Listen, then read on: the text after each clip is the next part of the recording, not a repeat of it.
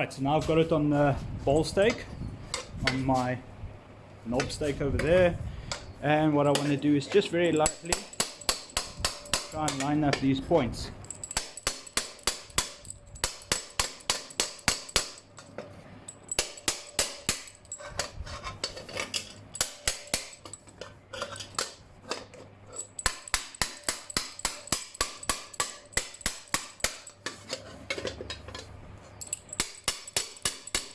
If you don't get them lined up properly, you're going to maybe want to go back to the grinder so you can grind some nice finer points on it.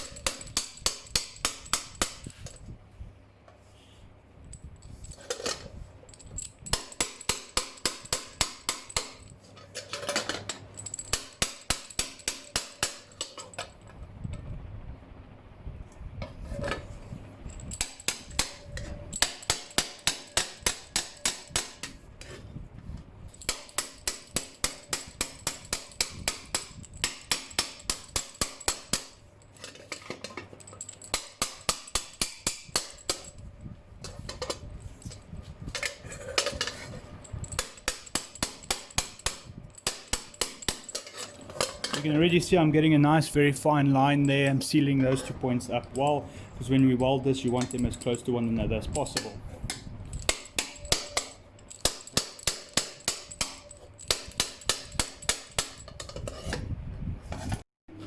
Right, so now comes to the real critical part now, is the welding of the seam. So first of all, what you want to do is, now be careful, if you're not proficient in welding, but I'm by no means an expert, and I know if there's any welders watching, they'll probably really give me a roasting for this.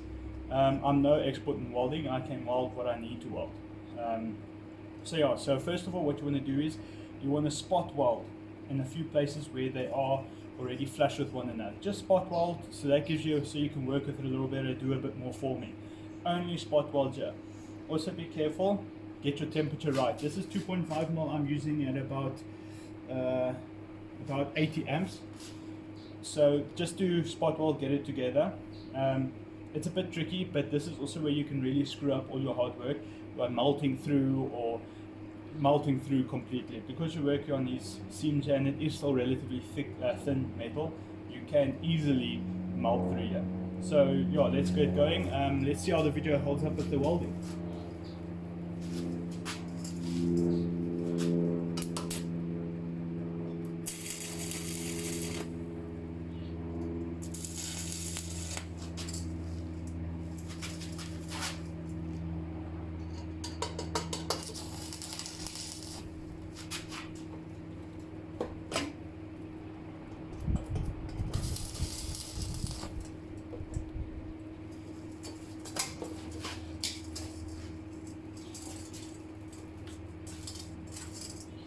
Right, so I've got a few welds set up here. Give them a bit of a tap and see how well they stuck.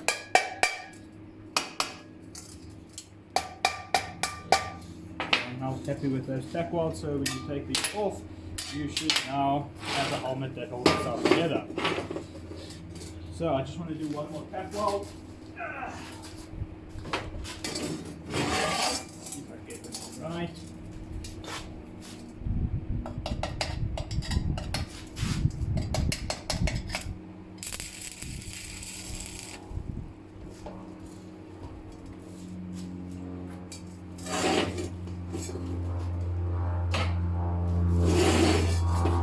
So there we go, all tack welded together. So now we can do a bit more final forming, get those gaps finer, and we can go from there.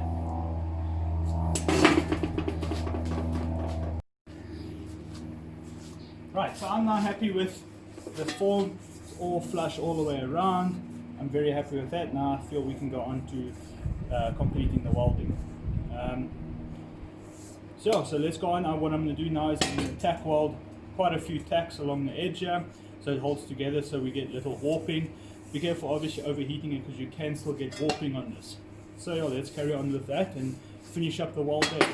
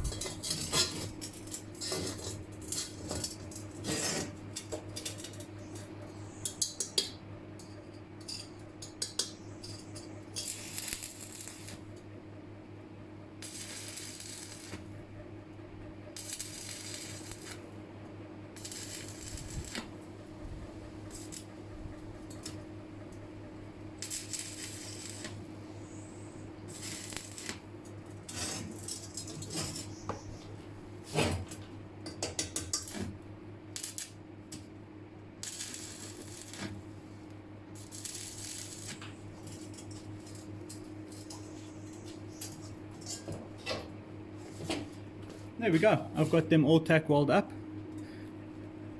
A nice set of tack welds. These points here is where you have to be, the points here you have to be careful with, because it tends to melt very easily on those points there. But that's fine, because we'll refine that side there. So now we'll carry on and we'll weld the rest of it, do a proper bead that goes all the way across. Then what we'll do is we'll have a look at it, and we might weld the inside as well for a bit of extra strength.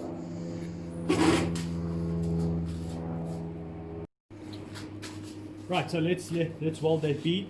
For those of you going to ask again, I'm on 80 amps. I'm using a 2.5mm electrode, just normal stick welding. That seems to work for me. So let's see if I can get this right.